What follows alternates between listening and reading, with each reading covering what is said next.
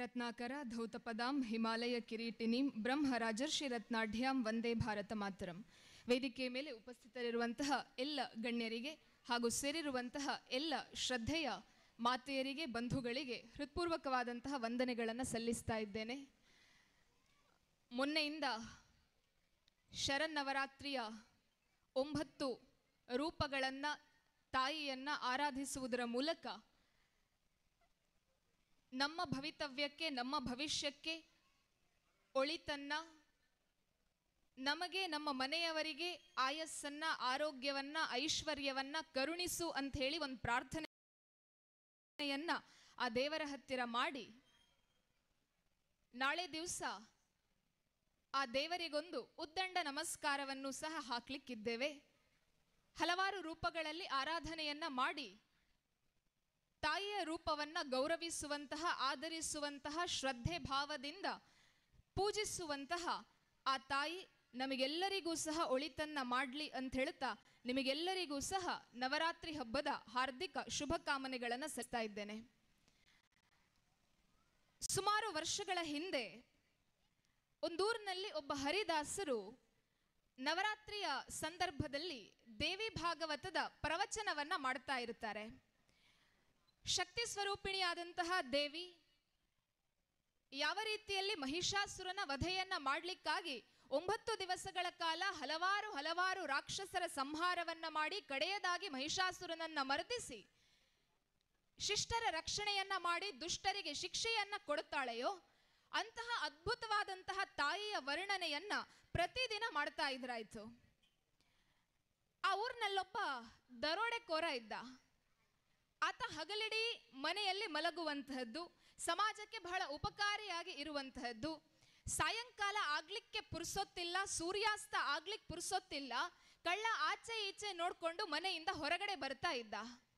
ಸರಿ, ನವರಾತ್ರಿಯ ಮೊದಲನೇ ದಿವಸ ದೇವಸ್ಥಾನದಲ್ಲಿ ಪ್ರವಚನಕಾರರು ಪ್ರವಚನವನ್ನ ಆರಂಭ ಮಾಡಿದ್ದಾರೆ. ಕಳ್ಳ ಆ ಊರನ್ನ ಕೊಳ್ಳೆ ಹೊಡಿಬೇಕು ಅಂತ ಹೇಳ್ಕೊಂಡು ಪ್ಲಾನ್ ಮಾಡ್ಕೊಂಡು ಬಂದಿದ್ದ. ಈ ಪ್ರವಚನಕಾರರ ಮೊದಲ ನುಡಿಯನ್ನ ಕೇಳಬೇಕಾಗಿದ್ರೆ ಅವನಿಗೆ ಅನ್ನಿಸ್ತದಂತೆ, ಈ ಪ್ರವಚನಕಾರರ ಶಬ್ದ, ವಾಯ್ಸ್ ಮತ್ತು ಅವ್ರು ಹೇಳುತ್ತಾ ಇರುವಂತಹ ವಿಚಾರ ಇವೆಲ್ಲವೂ ತುಂಬಾ ಸುಂದರವಾಗಿದೆ. ಕಳ್ಳತನ ನಾನು ಯಾವಾಗಲೂ ಸಹ ಮಾಡ್ತೇನೆ, ಇವತ್ತೊಂದು ದಿವಸ ಇಲ್ಲಿ ಪ್ರವಚನವನ್ನ ಕೇಳಿ ಮತ್ತೆ ಮುಂದೆ ಹೋಗ್ತೇನೆ, 12 ಗಂಟೆ ನಂತರ ನಾನು ನನ್ನ ಕೆಲಸವನ್ನ ಆರಂಭ ಮಾಡ್ತೇನೆ ಅಂತ ಹೇಳಿಕೊಂಡು ಅಲ್ಲೇ ಆ ದೇವಸ್ಥಾನದ ಒಂದು ಮಂಟಪದ ಮೂಲೆಯಲ್ಲಿ ಕೂತ್ಕೊಂಡು ಮೊದಲನೇ ದಿವಸದ ಪ್ರವಚನವನ್ನ ಕೇಳುತ್ತಾನಂತೆ. ಸರಿ, ಅವನಿಗೆ ಹೊತ್ತೋದದ್ದೇ ಗೊತ್ತಾಗ್ಲಿಲ್ಲ.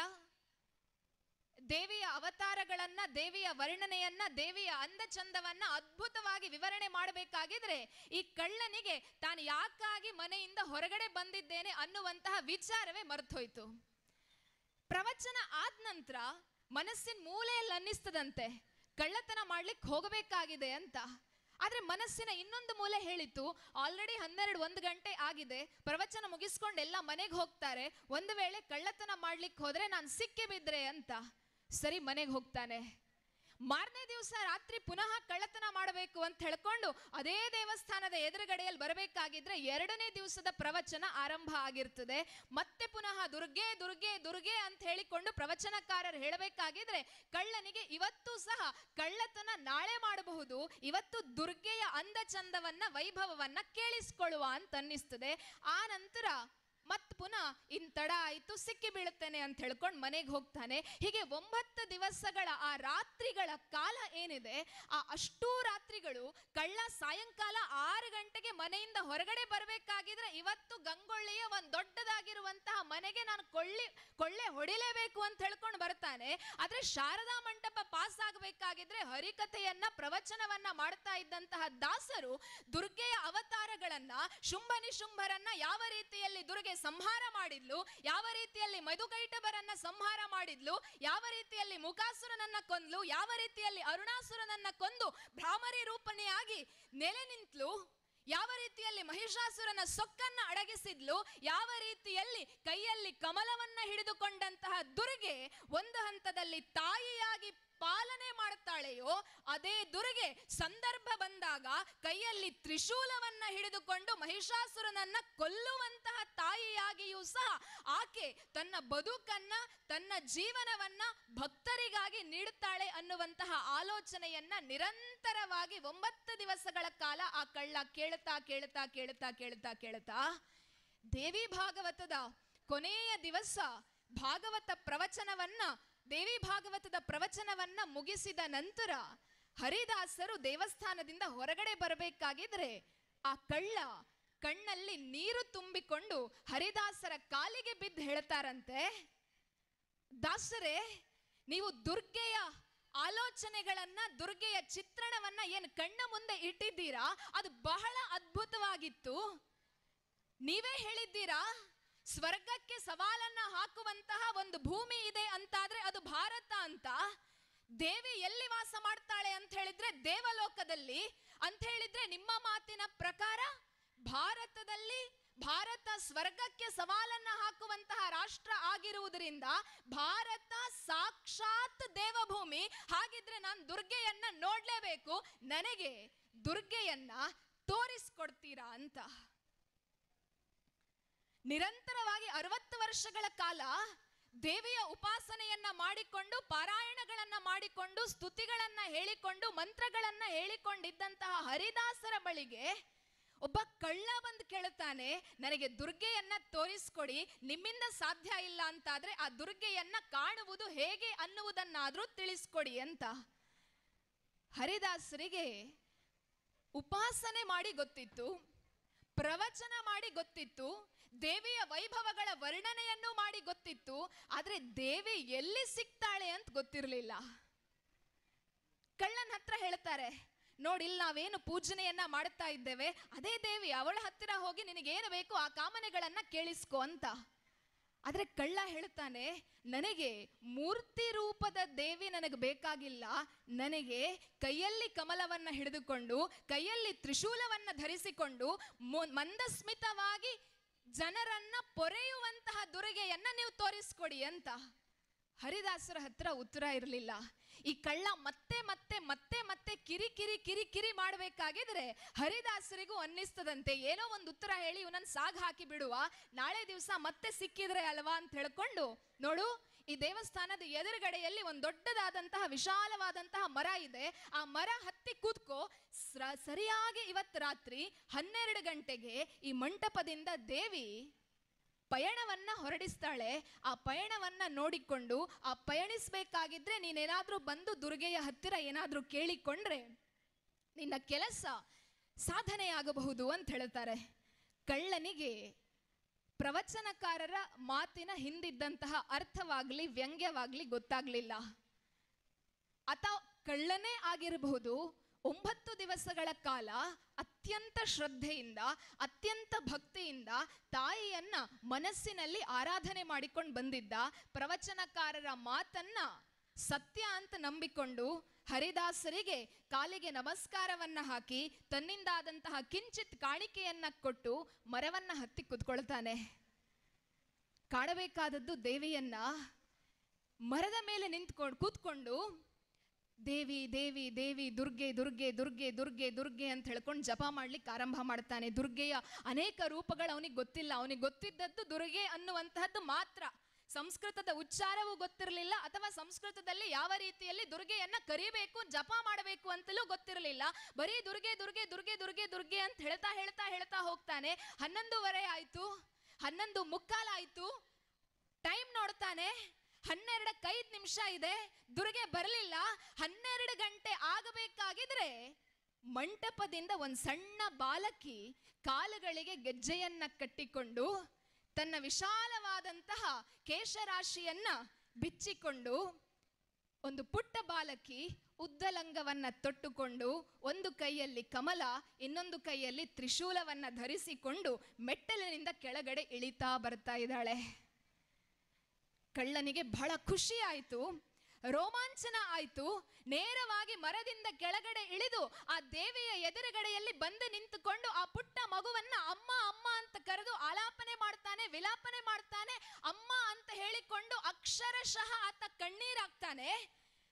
ಆ ತಾಯಿಯ ರೂಪವನ್ನ, ಆ ತಾಯಿಯ ಅಂದವನ್ನ, ಚಂದವನ್ನ ನೋಡಿಕೊಂಡು ಆ ತಾಯಿಯ ಕೈಯನ್ನ ತನ್ನ ಮೇಲೆ ಇರಿಸಿಕೊಂಡು ಕಣ್ಣು ಮುಚ್ಚಿಕೊಂಡು ಅತ್ಯಂತ ಭಕ್ತಿಯಿಂದ, ಅತ್ಯಂತ ಪ್ರೀತಿಯಿಂದ ಆ ಮಗುವಿನ ಕಾಲನ್ನ ಮುಡ್ತಾನೆ, ಕಣ್ಣೀರಾಗ್ತಾನೆ.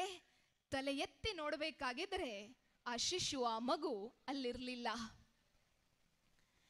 ಕಳ್ಳನಿಗೆ ಆಶ್ಚರ್ಯ ಆಗ್ತದೆ. ಅಲ್ಲಿಂದ ನೇರವಾಗಿ ಸಮಯವನ್ನು ನೋಡ್ಲಿಲ್ಲ. ಪ್ರವಚನಕಾರರ ಹತ್ತಿರ ಹೋಗ್ತಾನೆ, ಬಾಗಿಲು ಬಡಿತಾನೆ. ಪ್ರವಚನಕಾರರಿಗೆ ಸಾಷ್ಟಾಂಗ ನಮಸ್ಕಾರವನ್ನ ಹಾಕಿ ಹೇಳ್ತಾನೆ, ನನ್ನ ಬದುಕು ಧನ್ಯವಾಯ್ತು ಇವತ್ತಿಗೆ. ನಾನು ಯಾವ ದುರ್ಗೆಯನ್ನ, ಯಾವ ದೇವಿಯನ್ನ ನೋಡಬೇಕು ಅನ್ನುವಂತಹ ಕನಸು, ಕಲ್ಪನೆ ಎಲ್ಲವನ್ನ ಮನಸ್ಸಿನಲ್ಲಿ ಇಟ್ಟುಕೊಂಡು ದುರ್ಗೆ ದುರ್ಗೆ ದುರ್ಗೆ ದುರ್ಗೆ ಅಂತ ಹೇಳ್ಕೊಂಡು ಯಾವ ಆಲೋಚನೆಯನ್ನ ಮಾಡ್ತಾ ಇದ್ನಾಯ್ತು, ಆ ದುರ್ಗೆಯನ್ನ ನೋಡುವಂತಹ ಸೌಭಾಗ್ಯವನ್ನ ನೀವಿವತ್ತು ಕರುಣಿಸಿದ್ದೀರಾ. ನಾನು ದುರ್ಗೆಯನ್ನ ನೋಡಿದೆ ಅಂತ. ಆದ್ರೆ ಪ್ರವಚನಕಾರರಿಗೆ ಇವನು ಕಳ್ಳ, ಎಲ್ಲೋ ಮರದಿಂದ ಜಾರಿ ಬಿದ್ದಾಗ ತಲೆಗೆ ಪೆಟ್ಟಾಗಿರಬೇಕು, ಅದಕ್ಕಾಗಿ ದೇವಿಯನ್ನ ನೋಡಿದ್ದೇನೆ ಅಂತ ಹೇಳ್ತಾ ಇದ್ದಾನೆ ಅಂತ ಅನ್ನಿಸ್ತದೆ. ಯಾಕೆ ಅಂತ ಹೇಳಿದ್ರೆ ಅವರು ನಿರಂತರವಾಗಿ 60 ವರ್ಷಗಳ ಕಾಲ ಉಪಾಸನೆಯನ್ನ ಮಾಡಿದ್ರು ಸಹ ಒಂದೇ ಒಂದು ದಿವಸ ದೇವಿಯ ದರ್ಶನ ಆಗಿರಲಿಲ್ಲ. ಕಳ್ಳನಿಗೆ ಕೇಳುತ್ತಾರೆ, ಯಾಕೆ ಸುಳ್ಳು ಹೇಳ್ತಾ ಇದ್ದಿ, ಸುಳ್ಳು ಹೇಳಬಾರದು ದೇವರ ಬಗ್ಗೆ ಅಂತ. ತನ್ನ ಕಣ್ಣಿಗೆ ಕಾಣಿಸಿದಂತಹ ಆ ಬಾಲಕಿಯ ರೂಪವನ್ನ ಇತ್ತ ವಿವರಿಸ್ತಾನೆ. ಪ್ರವಚನಕಾರರಿಗೆ ಅನ್ನಿಸ್ತದಂತೆ, ನಾನು 60 ವರ್ಷಗಳ ಕಾಲ ಏನು ದೇವಿಯ ಉಪಾಸನೆಯನ್ನ, ದೇವಿಯ ಆರಾಧನೆಯನ್ನ ಮಾಡಿದೆ, ಭಾಗವತವನ್ನ ಓದಿದೆ, ಎಲ್ಲವೂ ಸರಿ. ಆದರೆ ನನ್ನ ಮನಸ್ಸಿನಲ್ಲಿ ಭಕ್ತಿಗಿಂತ ಜಾಸ್ತಿ ಇದ್ದದ್ದು ಪ್ರವಚನ ಮಾಡಿದರೆ ಎಲ್ಲೋ ಒಂದಷ್ಟು ಕಾಸು ಬರ್ತದೆ. ಉಪಾಸನೆಯನ್ನ ಮಾಡುವುದರ ಮೂಲಕ ದೇವರನ್ನ ಜನರ ಹತ್ತಿರಕ್ಕೆ ನಾನು ತೆಗೆದುಕೊಂಡು ಹೋಗುವುದಕ್ಕೆ ಒಂದು ಸಾಧನ ಅನ್ನುವಂತಹ ಭಾವ ಇತ್ತು. ಅಲ್ಲಿ ಭಕ್ತಿಗಿಂತ ಜಾಸ್ತಿ ಜೀವನ ಅನ್ನುವಂತಹ ಆಲೋಚನೆ ಇತ್ತು. ಆದ್ರೆ ಕಳ್ಳನಿಗೆ ಏನೂ ಗೊತ್ತಿರಲಿಲ್ಲ. ಆತನ ಮನಸ್ಸಿನಲ್ಲಿದ್ದದ್ದು ಒಂದೇ, ತಾನು ದುರ್ಗೆಯನ್ನ ನೋಡಬೇಕು ಅನ್ನುವಂತಹ ಪರಿಶುದ್ಧವಾದಂತಹ ಭಾವ. ಆತನ ಪಾಸ್ಟ್ ಯಾವುದು ಆಗಿರಬಹುದು, ಆದರೆ ಆತನ ಪ್ರೆಸೆಂಟ್, ಆತನ ವರ್ತಮಾನ ಇದ್ದದ್ದು ಕೇವಲ ದೇವರನ್ನ ನೋಡಬೇಕು ಅನ್ನುವಂತಹ ಕಲ್ಪನೆ ಮತ್ತು ಆಲೋಚನೆಗಳು.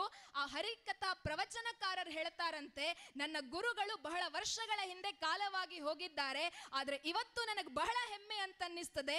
ಇವತ್ತಿನಿಂದ ಯಾವ ರೀತಿಯಲ್ಲಿ ಶ್ರದ್ಧಾಪೂರ್ವಕವಾಗಿ ಭಕ್ತಿಯಿಂದ ದೇವರನ್ನ ಭಜಿಸುವುದು ಅನ್ನುವುದಕ್ಕೆ ನೀನು ನನ್ನ ಗುರು ಅಂತ ಹೇಳಿಕೊಂಡು ಆ ಕಳ್ಳನನ್ನ ಗುರು ಅಂತ ಹೇಳಿ ಸ್ವೀಕರಿಸ್ತಾರೆ. ಬಂಧುಗಳೇ, ದೇವರ ಸಾಕ್ಷಾತ್ಕಾರಕ್ಕೆ ಬೇಕಾಗಿರುವಂತಹದ್ದು ಹಣ, ಅಂತಸ್ತು, ಆಸ್ತಿ ಇದ್ಯಾವುದು ಸಹ ಅಲ್ಲ.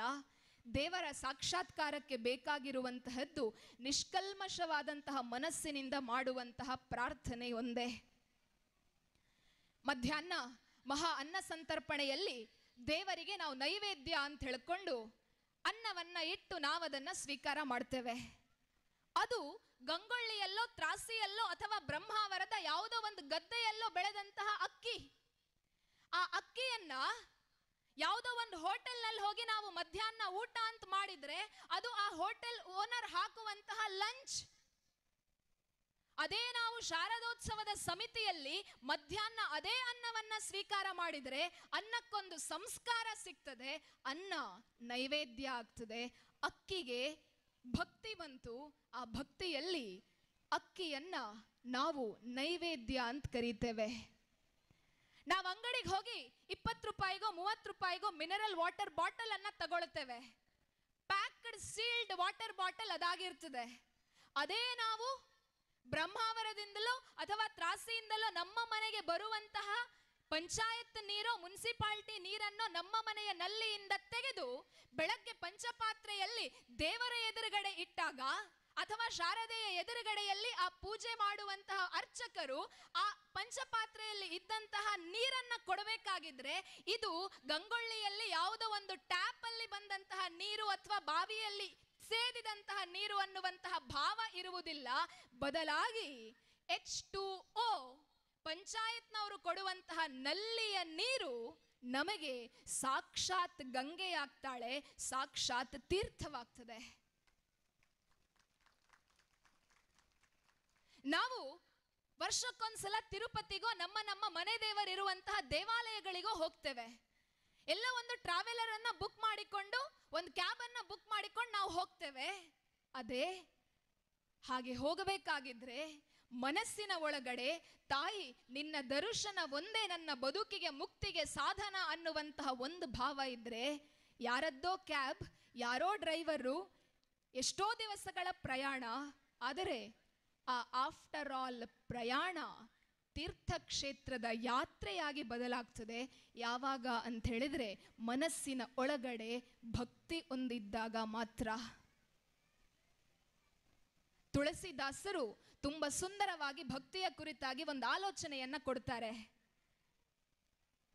ನಾವೆಲ್ಲ ಸಾಮಾನ್ಯ ಮನೆತನದಲ್ಲಿ ಹುಟ್ಟಿದವರು. ಸಾಮಾನ್ಯವಾಗಿ ಬಡವರಿಗೆ ಖುಷಿ ಏನು ಅಂತ ಕೇಳಬೇಕಾಗಿದ್ರೆ ಉತ್ತರ ಕೊಡುವಂಥದ್ದು ಒಂದೇ, ನನ್ನ ಬದುಕಿನಲ್ಲಿ ಖುಷಿ ಇಲ್ಲ, ನನ್ನ ಪಕ್ಕದ ಮನೆಯಲ್ಲಿ 2 ಮಹಡಿ ಮನೆ ಇದೆ, ಆ ಮಹಡಿ ಮನೆಯವನು ತುಂಬಾ ಶ್ರೀಮಂತ, ಆತ ತುಂಬಾ ಖುಷಿಯಾಗಿರ್ತಾನೆ ಅಂತ. ಅದೇ ನೀವು ಆ 2 ಮಹಡಿ ಓನರ್ ಹತ್ರ ಹೋಗಿ ಕೇಳಿ ಖುಷಿ ಏನು ಅಂತ ಹೇಳ್ಕೊಂಡು, ಆ ಓನರ್ ಹೇಳ್ತಾರೆ, ನನಗೆ ಬಂದಂತಹ ಕಷ್ಟ ನನ್ನ ಮಕ್ಕಳಿಗೆ ಬರಬಾರದು ಅಂತ ಹೇಳ್ಕೊಂಡು ಒಬ್ಬನನ್ನ ಎಂಜಿನಿಯರ್ ಮಾಡಿದೆ, ಇನ್ನೊಬ್ಬನನ್ನ ಡಾಕ್ಟರ್ ಮಾಡಿದೆ, ಗಂಗೊಳ್ಳಿಯಿಂದ ಪಾರ್ಸೆಲ್ ಮಾಡಿದೆ. ಇವತ್ತು 2 ಮಹಡಿ ಮನೆಯಲ್ಲಿ ಇರುವಂತಹದ್ದು ನಾನು ಮತ್ತು ನನ್ನ ವಯಸ್ಸಾದಂತಹ ಹೆಂಡತಿ. ನನಗ್ ಖುಷಿ ಇಲ್ಲ. ಬಹುಶಃ ಖುಷಿ ಯಾರಿಗಿದೆ ಅಂತ ಹೇಳಿದ್ರೆ ಪ್ರೈಮ್ ಮಿನಿಸ್ಟರ್ ಆಫ್ ಇಂಡಿಯಾ ಅವ್ರಿಗೆ ಇರಬಹುದು ಅಂತ. ಪ್ರೈಮ್ ಮಿನಿಸ್ಟರಿಗೆ ಕೇಳಿದ್ರೆ ಇಡೀ ದೇಶದ ಜವಾಬ್ದಾರಿ ನಮ್ಮ ಮೇಲಿದೆ, ನಮಗೂ ಸಹ ಖುಷಿ ಇಲ್ಲ ಅಂತ ಹೇಳಬಹುದು. ನಾವೆಲ್ಲ ಹೇಳುತ್ತೇವೆ ದೇವರಿಗೆ ಖುಷಿ ಜಾಸ್ತಿ ಇರಬಹುದು ಅಂತ. ಆದ್ರೆ ತುಳಸಿದಾಸರು ಹೇಳುತ್ತಾರೆ, ಖುಷಿ ಸಂತೋಷ ಜಾಸ್ತಿ ಯಾವಾಗ ಆಗ್ತದೆ ಅಂತ ಹೇಳಿದ್ರೆ, ನೀವು ದೇವಸ್ಥಾನಕ್ಕೆ ಆಲ್ಟೋದಲ್ಲಿ ಬಂದ್ರು, ಓಲ್ಡ್ ಮಾಡೆಲ್ ಮಾರುತಿ 800 ಅಲ್ಲಿ ಬಂದ್ರು, ಬ್ರೀಜಾದಲ್ಲಿ ಬಂದ್ರು, ಡಸ್ಟರ್ ಅಲ್ಲಿ ಬಂದ್ರು, ಖುಷಿ ಸಿಗುವುದಿಲ್ಲ. ನೀವು ಬರೀ ಕಾಲಲ್ಲಿ ನಡೆದುಕೊಂಡು ಬಂದ್ರು ಅಲ್ಲಿ ಖುಷಿ ಸಿಗತ್ತೆ. ಯಾವಾಗ ಅಂತ ಹೇಳಿದ್ರೆ ಖುಷಿ ಇರುವಂತಹದ್ದು ಕಾಲಲ್ಲಿ ಹಾಕುವಂತಹ ಸ್ಲಿಪ್ಪರ್ ನಲ್ಲಲ್ಲ, ಕಾಲಲ್ಲಿ ಹಾಕುವಂತಹ ಬಾಟಾ ಶೋರೂಮ್ ಇಂದ ತಂದಂತಹ ಚಪ್ಪಲ್ ನಿಂದಲ್ಲ, ಅಥವಾ ಬಾಟಾ ಶೋರೂಮ್ ಇಂದ ತಂದಂತಹ ಸ್ಲಿಪ್ಪರ್ಗಳನ್ನ ಹಾಕಿಕೊಂಡು ಡಸ್ಟರ್ ನಲ್ಲಿ ಇಳಿದುಕೊಂಡು ಶಾರದಾ ದೇವಿಯನ್ನ ನೋಡ್ಲಿಕ್ಕೆ ಹೋದಾಗಲೂ ಖುಷಿ ಸಿಗುವುದಿಲ್ಲ. ಖುಷಿ ಸಿಗುವುದು ಯಾವಾಗ ಅಂತ ಹೇಳಿದ್ರೆ ಮನಸ್ಸಿನ ಒಳಗಡೆ ಭಕ್ತಿ ಇದ್ದಾಗ ಮಾತ್ರ, ದೇವರ ಮೇಲೆ ಶ್ರದ್ಧೆ ಇದ್ದಾಗ ಮಾತ್ರ, ದೇವರ ಮೇಲೆ ನಂಬಿಕೆ ಇದ್ದಾಗ ಮಾತ್ರ ಅನ್ನುವಂತಹ ಮಾತನ್ನ ಸಂತ ತುಳಸಿದಾಸರು ಹೇಳುತ್ತಾರೆ. ಈ ಮಾತನ್ನ ನಾನು ಯಾಕೆ ಹೇಳುತ್ತಾ ಇದ್ದೇನೆ ಅಂತ ಹೇಳಿದ್ರೆ, ಈಗಾಗಲೇ ಪ್ರಸ್ತಾವನೆಯನ್ನ ಮಾಡಿದಂತಹ ತಾಯಿ ಹೇಳಿದ್ರು, ಈಗಿನ ಜನರೇಷನ್ ಅವರು ಯಾರು ಮುಂದಕ್ಕೆ ಬರುತ್ತಾ ಇಲ್ಲ ಅಂತ. ಎಸ್, ಈಗಿನ ಜನರೇಷನ್ ಅವರು ನಾವೆಲ್ಲ ತುಂಬಾ ಬ್ಯುಸಿ. ಎಷ್ಟು ಬ್ಯುಸಿ ಅಂತ ಹೇಳಿದ್ರೆ, ಬಹುಶಃ ನಮ್ಮ ದೇಶದ ಪ್ರಧಾನಮಂತ್ರಿ ಆಗಿರಬಹುದು, ರಾಷ್ಟ್ರಪತಿ ದ್ರೌಪದಿ ಮುರ್ಮು ಆಗಿರಬಹುದು, ಅಥವಾ ಕೋಟಿಗಟ್ಟಲೆ ಬಿಸ್ನೆಸ್ ಅನ್ನ ಮಾಡುವಂತಹ ಅಂಬಾನಿ ಅದಾನಿಯವರಿಗಿಂತಲೂ ಬ್ಯುಸಿಯಾಗಿ ಇವತ್ತು ಭಾರತೀಯ ಸಮಾಜದ, ನಮ್ಮ ಸಮಾಜದ, ವಿಶೇಷವಾಗಿ ಹಿಂದೂ ಸಮಾಜದ ಮಕ್ಕಳು ನಾವಿದ್ದೇವೆ. ಎಷ್ಟು ಬ್ಯುಸಿ ಅಂತ ಹೇಳಿದ್ರೆ, ಬೆಳಗ್ಗೆ 6 ಗಂಟೆಗೆ ಏಳ್ಲಿಕ್ಕೆ ತುಂಬಾ ಕಷ್ಟ. 7 ಗಂಟೆಗೆ ಎದ್ದು ಕೆಲಸ ಸ್ಟಾರ್ಟ್ ಮಾಡಬೇಕಾಗಿದ್ರೆ ನಾವು ಬ್ಯುಸಿ ಆಗ್ತೇವೆ ಮೊಬೈಲ್ ಅನ್ನ ಸ್ವೈಪ್ ಮಾಡೋದ್ರಲ್ಲಿ. ಎಷ್ಟು ಬ್ಯುಸಿ ಅಂತ ಹೇಳಿದ್ರೆ, ಬೆಳಗ್ಗೆ 7 ಗಂಟೆಗೆ ಮೊಬೈಲ್ ಅನ್ನ ಒತ್ತಲಿಕ್ಕೆ, ಮೊಬೈಲ್ ಅನ್ನ ದೂಡ್ಲಿಕ್ಕೆ ಆರಂಭ ಮಾಡ್ತೇವೆ ಅಂತಾದ್ರೆ, ಆ ಮೊಬೈಲ್ ದೂಡುವಂತಹ ಪ್ರಾಸೆಸ್ ಎಂಡ್ ಆಗುವಂತಹದ್ದು ರಾತ್ರಿ 10 ಗಂಟೆಗೋ 10:30ಗೋ 11 ಗಂಟೆಗೋ. ಅಷ್ಟು ಬ್ಯುಸಿ ಆಗಿದ್ದೇವೆ ನಮ್ಮ ಸಮಾಜದ ಹೆಣ್ಣು ಮಕ್ಕಳು, ವಿಶೇಷವಾಗಿ ನಮ್ಮ ಸಮಾಜದ ಹೆಣ್ಣು ಮಕ್ಕಳು ಅಷ್ಟು ಬ್ಯುಸಿ ಆಗಿದ್ದೇವೆ. ಆಲೋಚನೆ ಮಾಡಬೇಕಾಗಿದೆ. ನವರಾತ್ರಿಯ 9 ದಿವಸಗಳಲ್ಲಿ ನಾವು ದೇವಿಯ ಒಂದೇ ಅವತಾರವನ್ನ ಪೂಜನೆ ಮಾಡೋದಿಲ್ಲ. ನವರಾತ್ರಿಯ 9 ದಿವಸಗಳಲ್ಲಿ ಪ್ರತಿ ಒಂದು ದಿವಸಕ್ಕೂ ಸಹ ವಿಶೇಷವಾದಂತಹ ಆಲೋಚನೆಗಳನ್ನ, ಕಲ್ಪನೆಗಳನ್ನ ಇಟ್ಟುಕೊಂಡು ನಾವು ದೇವಿಯ ಆರಾಧನೆಯನ್ನ ಮಾಡ್ತೇವೆ. ನಾವು ಮಾಡಬೇಕಾದಂತಹ ಕೆಲಸ ಏನು ಅಂತ ಹೇಳಿದ್ರೆ, ನಾಳೆ ದಿವಸ ಶಾರದಾ ಮಾತೆಯ ವಿಸರ್ಜನೆ ಆದ ತಕ್ಷಣದಿಂದ ನಮ್ಮ ಮನೆಗಳಲ್ಲಿ ತಿಂಗಳಲ್ಲಿ 9 ದಿವಸಗಳ ಕಾಲ ನವರಾತ್ರಿಯ 9 ದಿವಸಗಳ ಕಾಲ ನಾವು ಯಾವ ದೇವಿಯ ರೂಪಗಳನ್ನ ಆರಾಧನೆ ಮಾಡುತ್ತೇವೆಯೋ ಆ ರೂಪಗಳ ಹಿಂದ್ಗಡೆ ಇರುವಂತಹ ಆದರ್ಶವನ್ನ ಬಹುಶಃ ನಮ್ಮ ಮಕ್ಕಳಿಗೆ ಕೊಡ್ತೇವೆ ಅಂತಾದ್ರೆ ಮುಂದಿನ ವರ್ಷ ಮಹಿಳಾ ಸಮಿತಿಯವರಿಗೆ ಭಯ ಹುಟ್ಟಿಸುವ ರೀತಿಯಲ್ಲಿ ಬಹುಶಃ ಗಂಗೊಳ್ಳಿಯ ಯುವ ಹೆಣ್ಣು ಮಕ್ಕಳು ಮುಂದಕ್ಕೆ ಬರುತ್ತಾರೆ. ನಾವು ಈ ಮಹಿಳಾ ಸಮಿತಿಯನ್ನ ಮುಂದೆ ತಗೊಂಡು ಹೋಗ್ತೇವೆ ಅಂತ. ಮಾಡಬೇಕಾದಂತಹ ಕೆಲಸ ಇಷ್ಟೇ, ಮನೆಯ ಒಳಗಡೆ ಶಾರದೆಯ ಆದರ್ಶಗಳನ್ನ, ದುರ್ಗೆಯ ಆದರ್ಶಗಳನ್ನ, ಆಲೋಚನೆಗಳನ್ನ ತೆಗೆದುಕೊಂಡು ಹೋಗುವಂತಹ ಕೆಲಸ ಮಾಡಬೇಕಾಗಿದೆ. ನಾವು ಮೊದಲನೇ ದಿವಸ ದೇವಿಯನ್ನ ಶೈಲಪುತ್ರಿ ಅಂತ ಆರಾಧನೆ ಮಾಡ್ತೇವೆ. ಆಗ ತಾನೇ ಹೆರಿಗೆಯಾಗಿ ಹುಟ್ಟಿದಂತಹ ಹೆಣ್ಣು ಮಗುವನ್ನ ಶೈಲಪುತ್ರಿಯ ರೂಪದಲ್ಲಿ ನಾವು ಪೂಜನೆಯನ್ನ ಮಾಡಿದ್ರೆ, ಎರಡನೇ ದಿವಸ ಬ್ರಹ್ಮಚಾರಿಣಿ ಅನ್ನುವಂತಹ ಕಲ್ಪನೆಯನ್ನ ಕೊಟ್ಟು ಪರಿಶುದ್ಧವಾದಂತಹ ವ್ಯಕ್ತಿತ್ವವನ್ನ ಹೊಂದಿಕೊಂಡು ತಾನು ಉಟ್ಟಂತಹ ಬಿಳಿಯ ಬಟ್ಟೆ ಎಷ್ಟು ಶುಭ್ರವಾಗಿರ್ತದೆಯೋ ಒಬ್ಬ ಹೆಣ್ಣು ಮಗುವಿನ ವ್ಯಕ್ತಿತ್ವ, ಒಬ್ಬ ಹೆಣ್ಣು ಮಗುವಿನ ಶೀಲವೂ ಸಹ ಅಷ್ಟೇ ಪರಿಶುದ್ಧವಾಗಿರಬೇಕು ಅನ್ನುವಂತಹ ಕಲ್ಪನೆಗಾಗಿ ಎರಡನೆಯ ದಿವಸ ಪರಿಶುದ್ಧವಾದಂತಹ ಬಟ್ಟೆಯನ್ನ ಉಟ್ಟುಕೊಂಡಂತಹ ಶುಭ್ರ ವಸ್ತ್ರಧಾರಿ ಬ್ರಹ್ಮಚಾರಿಣಿಯ ಆಲೋಚನೆಯನ್ನ ನಾವು ಜನರಿಗೆ, ಜಗತ್ತಿಗೆ ಕೊಡ್ತೇವೆ. ಮೂರನೆಯ ದಿವಸ ಸಾಧಾರಣವಾಗಿ 24-25 ವರ್ಷ ಆಗಬೇಕಾಗಿದ್ರೆ ಮನೆ ಹೆಣ್ಣು ಮಕ್ಕಳಿಗೆಲ್ಲ ರಣಬೀರ್ ಸಿಂಗನ್ ನೋಡಬೇಕಾಗಿದ್ರೆ ಅಥವಾ ಸಿದ್ಧಾರ್ಥ್ನನ್ನ ನೋಡಬೇಕಾಗಿದ್ರೆ, ವರುಣನ್ನ ನೋಡಬೇಕಾಗಿದ್ರೆ ಕನಸುಗಳು ಬೀಳಲಿಕ್ಕೆ ಆರಂಭ ಆಗ್ತದೆ. ಎಷ್ಟರ ಮಟ್ಟಿಗೆ ಕನಸು ಅಂತ ಹೇಳಿದ್ರೆ, ಟಿವಿಯಲ್ಲಿ ರಣವೀರ್ ಸಿಂಗ್ ಬರಬೇಕಾಗಿದ್ರೆ ನಾವು ನಮ್ಮ ಬಸ್ಸಿನಲ್ಲಿ ಹೋಗಬೇಕಾಗಿದ್ರೆ ಹುಡುಕ್ತೇವೆ, ಬಸ್ನಲ್ಲಿರುವಂತಹ ಯಾರಲ್ಲಾದ್ರೂ ರಣವೀರ್ ಸಿಂಗ್ ಸಿಗ್ತಾನ ಅಂತ. ಒಂದು ವೇಳೆ ಗ್ರಹಚಾರ ತಪ್ಪಿ ಎಲ್ಲಾದ್ರೂ ಬಸ್ನಲ್ಲಿರುವಂತಹ ಯಾರೋ ಒಬ್ಬ ನಿಮ್ಮನ್ನ ನೋಡಿ ನಕ್ಕು ಬಿಟ್ರೆ, ಹಾಯ್ ಅಂತ ಹೇಳಿಬಿಟ್ರೆ ಜೀವನ ಪಾವನ ಅಂತ ಅಂದುಕೊಳ್ಳುತ್ತೇವೆ. ಅದರ ಜೊತೆಯಲ್ಲಿಯೇ ಫೇಸ್ಬುಕ್ಕಿನಲ್ಲಿ ಪುಸ್ತಕವನ್ನ ನೋಡುವುದಕ್ಕಿಂತ ಜಾಸ್ತಿ ಫೇಸ್ಬುಕ್ ಅನ್ನ ನಾವು ಓದ್ತೇವೆ. ಫೇಸ್ಬುಕ್ಕಿನ ಮೆಸೆಂಜರ್ನಲ್ಲಿ ಯಾರೋ ಒಬ್ಬ ಅನ್ನೋನ್ ಅಕೌಂಟ್ ಇಂದ ನೀನ್ ತುಂಬಾ ಚಂದ ಇದ್ದಿ ಅಂತ ಹೇಳಿ ಏನಾದ್ರೂ ಮೆಸೇಜ್ ಹಾಕ್ತಾರೆ ಅಂತಾದ್ರೆ ಹಿಂದೆ ಮುಂದೆ ನೋಡ್ಲಿಕ್ಕೂ ಹೋಗುವುದಿಲ್ಲ. Oh, thank you very much for your compliments ಅಂತ ಹೇಳ್ಕೊಂಡು ನಾವು ಹೇಳಿ ಬಿಡ್ತೇವೆ.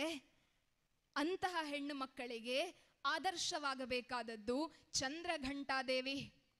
ಮೂರನೆಯ ದಿವಸ ಚಂದ್ರಘಂಟ ಅಂತ ಹೇಳಿಕೊಂಡು ನಾವು ಆಲೋಚನೆಯನ್ನ ಕೊಡ್ತೇವೆ. ಎಷ್ಟು ಅದ್ಭುತವಾದಂತಹ ಆಲೋಚನೆ ಅಂತ ಹೇಳಿದ್ರೆ, ಆಕೆಯ ಅಪ್ಪ ಅಮ್ಮ ರಾಜ ಮಹಾರಾಜರುಗಳನ್ನ ಹುಡುಕ್ತಾರೆ ಮದುವೆ ಮಾಡ್ಲಿಕ್ಕೆ ಅಂತ. ಈಕೆ ತಾನು ರಾಜನಿಗೋ ಮಹಾರಾಜನಿಗೋ ಸೀಮಿತವಾಗಿರುವಂತಹ ಭೂಮಿಯ ಮೇಲೆ ಬದುಕುವಂತಹ, ಆಫ್ಟರ್ ಆಲ್ ರಾಣಿತ್ವ ನನಗೆ ಬೇಡ, ನನಗೆ ಬೇಕಾಗಿರುವಂತಹದ್ದು ಪರಿಶುದ್ಧವಾಗಿರುವಂತಹ ಪರಮೇಶ್ವರ ಅಂತ ಹೇಳಿಕೊಂಡು ದೇವರನ್ನ ಪತಿಯಾಗಿ ಪಡಿಬೇಕು, ದೇವರ ಸತಿಯಾಗಬೇಕು ತಾನು ಅನ್ನುವಂತಹ ಕಲ್ಪನೆಯನ್ನ ಇಟ್ಟುಕೊಂಡು ಅತ್ಯಂತ ಪರಿಶುದ್ಧಳಾಗಿ ಎಲ್ಲವನ್ನ ಬಿಟ್ಟು ವೈರಾಗ್ಯವನ್ನ ಹೊಂದಿ ಶಿವ ಶಿವ ಶಿವ ಶಿವ ಅಂತ ಹೇಳಿ ಜಪ ಮಾಡುತ್ತಾಳಲ್ಲ, ಅಂತಹ ಆದರ್ಶವನ್ನ, ಚಂದ್ರಘಂಟಾ ದೇವಿಯ ಆದರ್ಶವನ್ನ ನಾವಿವತ್ತು ನಮ್ಮ ಮನೆಯ ಒಳಗಡೆ ತೆಗೆದುಕೊಂಡು ಹೋಗಬೇಕಾಗಿದೆ. ನಾಲ್ಕನೆಯ ದಿವಸ ಆಕೆ ಚಂದ್ರಘಂಟಾ ದೇವಿಯಾಗಿ ಶಿವನನ್ನ ಒಲಿಸಿದ ನಂತರ ಪರಶಿವನನ್ನ ಮದುವೆಯಾಗ್ತಾಳೆ. ಉದ್ದೇಶ ತಾರಕಾಸುರನ ಸಂಹಾರ. ಹಾಗಿರಬೇಕಾಗಿದ್ರೆ ಸಂಸಾರ ಮುಂದೆ ಹೋಗಬೇಕು.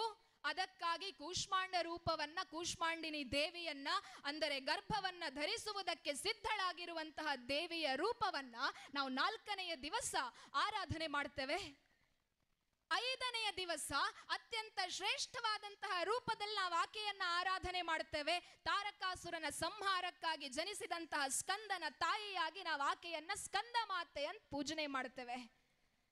ಈ 5 ರೂಪಗಳು ಇವತ್ತು ಯಾಕೆ ಪ್ರಸ್ತುತ ಮತ್ತು ಈ 5 ರೂಪಗಳ ಆದರ್ಶಗಳನ್ನ ನಾವಿವತ್ತು ಯಾಕೆ ಕೊಡಬೇಕಾಗಿ ಬಂದಿದೆ ಅಂತ ಹೇಳಿದ್ರೆ, ಎಲ್ಲ ಹೆತ್ತವರಿಗೂ ನಾನೊಂದು ಪ್ರಶ್ನೆ ಮಾಡ್ಲಿಕ್ಕೆ ಇಷ್ಟಪಡ್ತೇನೆ. ಮನೆಯಲ್ಲಿರುವಂತಹ ಅಪ್ಪ ಅಮ್ಮನಿಗಿರುವಂತಹದ್ದು ಒಂದೇ ಟೆನ್ಷನ್.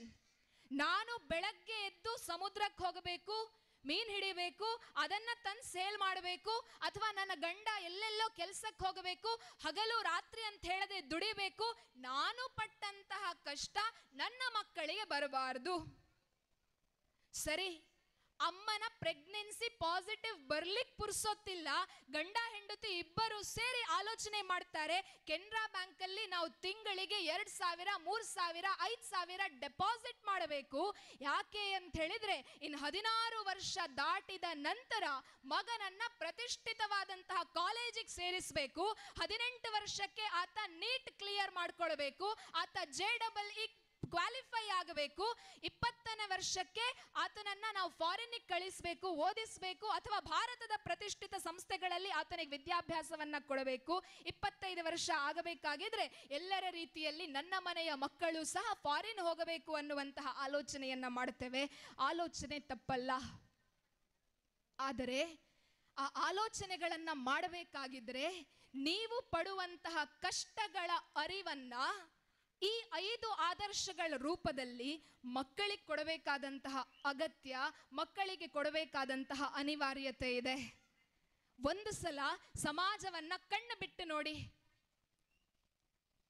ಮೊನ್ನೆ ಮಾರ್ಚ್ನಲ್ಲಿ ಪರೀಕ್ಷೆಯನ್ನ ಬರೀಬೇಕಾಗಿದ್ದಂತಹ 4-5 ಜನ ಹೆಣ್ಣು ಮಕ್ಕಳು, ಯಾವ ಹೆಣ್ಣು ಮಕ್ಕಳು SSLCಯ ಅಡ್ಮಿಷನ್ ಟಿಕೆಟ್ ಅನ್ನ ತೆಗೆದುಕೊಂಡು, ಹಾಲ್ ಟಿಕೆಟ್ ಅನ್ನ ತೆಗೆದುಕೊಂಡು ಪರೀಕ್ಷೆಯನ್ನ ಬರೆದು ಪಾಸ್ ಆಗಿ ಭಾರತಕ್ಕೆ ಬೇಕಾದಂತಹ ಒಬ್ಬ ಒಳ್ಳೆ ಪೊಲಿಟಿಷಿಯನ್, IAS IPS ಆಫೀಸರ್ ಆಗಿರಬೇಕಾಗಿತ್ತು, ಅಂತಹ 4 ಜನ ನಮ್ಮ ಅವಿಭಜಿತ ದಕ್ಷಿಣ ಕನ್ನಡದ ಹಳ್ಳಿಯ ಹೆಣ್ಣು ಮಕ್ಕಳು SSLCಯ ಹಾಲ್ ಟಿಕೆಟ್ ಅನ್ನ ತೆಗೆದುಕೊಳ್ಳುವುದರ ಬದಲು ಗವರ್ಮೆಂಟ್ ಹಾಸ್ಪಿಟಲ್ನಲ್ಲಿ ಗೈನಕಾಲಜಿಸ್ಟ್ಗಳ ಅಂದ್ರೆ ಹೆರಿಗೆ ಡಿಪಾರ್ಟ್ಮೆಂಟ್ನ ಅಡ್ಮಿಷನ್ ಟಿಕೆಟ್ಗಳನ್ನು ತೆಗೆದುಕೊಂಡಿದ್ದಾರೆ.